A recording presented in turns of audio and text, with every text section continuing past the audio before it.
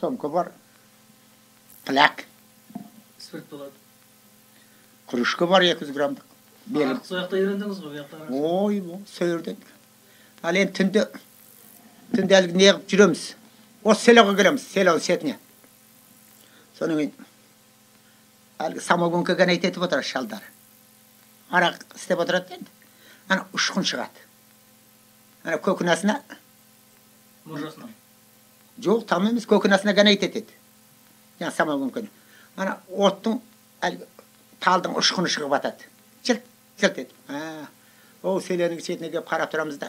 Соның ақырын аяңдап бая келеміз. Келсек жаңа қалқы мүлгіп отырады. Дұрыс! Заходи. Заходи, дети, заходи.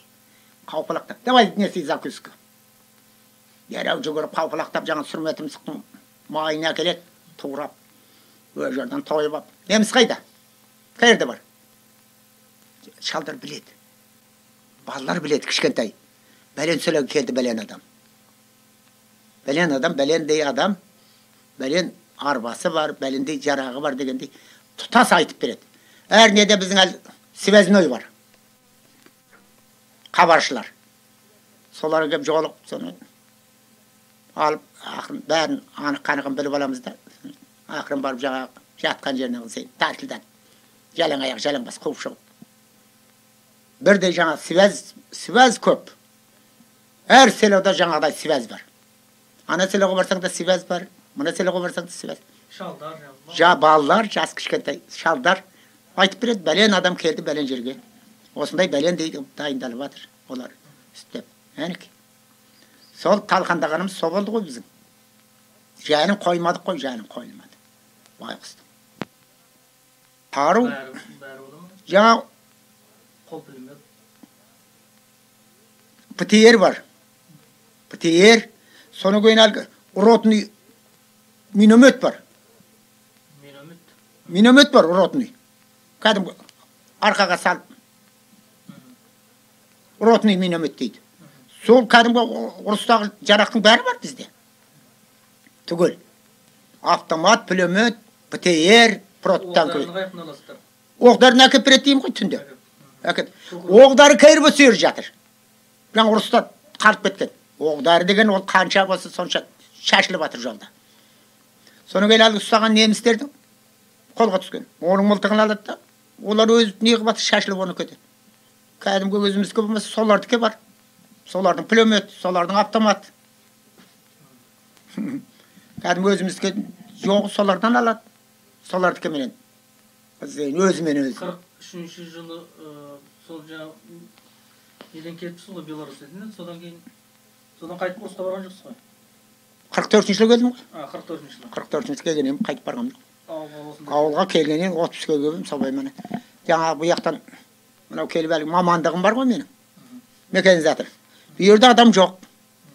Сонан келгеннен кейін жаңа менің шастыма жаңа тұрған жеріме жаңа директор, МТС-ның директор қағаз жіберді. Бізде әйелдерден басқа мына жұмыс болмай қалды. Тыйылы құрыды. Адам жоқ. Мынандай маман жоқ. Мынаны біз жібермейміз. Деген қағаз жіберді. Соның 7 колхозға бригада болып кетті. Бір өзім 7 колхозға. Машина жоқ, атпан арылаймыз, ұйықтамай. 7 колхозда. Өңкөл әйелдер ғой. Әйелдер, ескі трактористер бар. Шалдар. Айдап сол байқұстар. МТЗ дейді. ХТЗ, ШТЗ, нәти бар. Бірде жарым. Түнде құзайын ұйықтатпайым. Түнімен құзайын неше қара неғып жүрім. Соны таңға жақын үңір ұйқысында ұйықтап отырады. Тракторды текотқа сап қойып, үрелдің үстінде. Қоса ұзмылтық. Иықта 24 патрон белді. Бағарып қасай, парт деп бастанға пәріп жүрем. Отырған жер. Апалақ көзін. Қайтып ұйықтау жоқ. Соны бәрін аралап шығам бұзайын. Таң атып қалады. Ол ұйықтатпаймын. Өзіңізде трактор айдадыңыз ба? Жаңа бригада атпен аралап жүрдіңіз? Ол кетерде бір жыл айдап кеткен. Соның кейін бригада көрсін. Жеті қалпосының қандай аттары болды? Ынтымақ, шаруашылық, жәрдемші бірлік, мынау Шкалов аман келді. Бәрі қалқыз. Майда-майда. Осы өзіміздің қалқыздар. Соларға бригад болдым.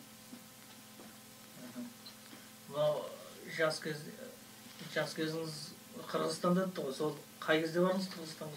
Сол жөнінде. Біз кәдімгі 28 жыл ма, сол жыл барғанбыз. 28 жыл.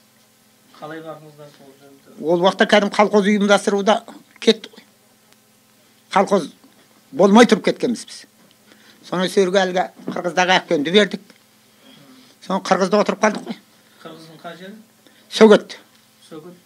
Қазір Покровка дейді, Покровка район дейді. Бер жағында бұрын жайылған деуші еді.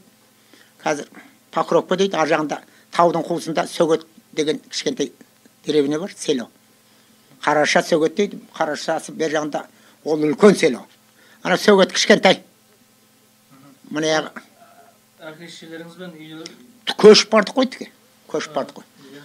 Тегі ол уақытта түйе бар. Не ақ бұяқтан көшіп кеткен? Бұяқтан көшіп кеткен жаңа колхоз болады дегеннен кейін кәмпіскелеп ала берді ғой. Кәмпіске басталып қалды. Соны кейін көшіп жөнелді ғой. Біздің мынау біздің бір туысқандар бұрын апамның төркіні бәрі бұрын барған екен, байлар. Соны кейін солар Қырғызстан тыныш деп. Тыныш, олар спокойно ол уақытта іштеме жоқ Қырғызстанда. Біз барып сөйерде отырып 1 жыл, 2 жыл отырғаннан кейін барып Қырғызстанға сол бәле басталды. Біз ояқтан қайтқанша бәле басталған жоқ. Соны өзіміз барып үйімізбенен, жайымызбенен, соны мен әкпемді бердік Қырғыздың біреуіне. Соны жегжат боп, жұрат боп, қалың малын алып, ішкенімізді алдымызда, ішпегенімізді. Соны әлгі 33 ашаршылық болатын жылы. Әкеңіздің аты не? Гүлбахар. Гүлбахар. Шалының аты? Ақш дегенде өліп қалды. Балалар бар, қазір 5 ұлы бар. Сейт, Дөут, Меңдіғол, Қалық дегендер. Сорахан деген әлі менің әлі бір қыз бар. Сол менің қолымда болды. Сіз ол кезде қанша жастасыз? Сол енді мен қанша ағайынды кім бар? 11-12-ден бе? Сонда. Қазір мал бағасыздар, өздеріңіз? Өз мал жоқ, өзіміз жоқ. Қырғызстан жаңа берген әлгі қалың малы сол мана отырғанбыз ғой, киіз үйменен. Онда мына қазір мына Амангелдік ағай, соны Әуесханның әкесі, мен, соны кейін жаңа Үрімкүл деген бір әкпен барады. Ол қайтыс болып кетті Қырғызстанда. Соны жаңа Гүлбахар, Әсия, соны кейін Әбдірәсіл, Әбдірақым деген екеуі дегдімді жоқ болып кетті, екінім. Менің апам 18 туғаныз. Содан енді барымыз қазір жаңағы Гүлбахар қалды. Соны біз аға екеуміз 18-ден. Деді çoğulup қалық кел деді. Сәбиттің әзір өкімет. Дегі бір сайрап бір айтам мен деді. Айтайын бұл заманды. Алып бір келіп нарынға. Тегі атқа бір мінген адамды. Біздің айыл алқымда. Ауылым түйбей салқында. Осы бір заман теңшілік. Жігіттері ешкімден қорқып тартын бұл дейді. Бұл кімдікі? Қырғыздікі? Қырғыздың қалпынан. Ей, бұрын көрсең бұранса, тұман басқан шареле, көшесінің бәрісі, дегеле бос топырақ чаңеле. Емі көрсең бұранса, қам сүйілері құрыған, түні көмерен жабылған, ішіне кіріп сөйлесең, дегі бір қоса бір сөйлейт бабылғын. Бабылған десең бабылған, дегі бұған бақмашылар табылғын деп. Анау осы Қырғызстанның бір Сусамыр деген жері бар дейді Қырғызстанға. Елің бір жайлай Сусамыр, езіліп ағар көк баныр, езілісі ойнарған ой, зинат жана елімнен шықпай ай, бір тамыра бір тамыр дейді.